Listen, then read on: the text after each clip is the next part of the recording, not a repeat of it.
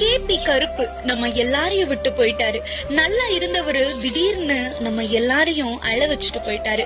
புதுக்கோட்டை மாவட்டம் பொன்னமராவதி பக்கம் கருப்புக்குடி எல்ல கருப்பர் பெரிய கருப்பர் கோவில் கால கேபி கருப்பு. கேபி கருப்பு அவர் பாக்குற பார்வையும் அவர் நடந்து வர்ற தோரணையும் பார்க்கவே மெய்சில் இருக்கும். அவர் முகமே கும்பிடுற சாமி மாதிரி இருக்கும்.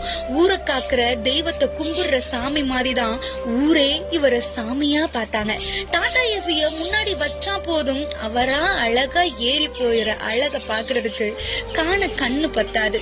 மஞ்சு வரட்டுக்கு போனா அறக்க பறக்கெல்லாம் விளையாடாம நிதானமா நல்லா விளையாண்டுட்டு கூட்டத்துக்கு முன்னாடி நடந்து வர்ற அழக எல்லாரும் கும்பிடுவாங்க.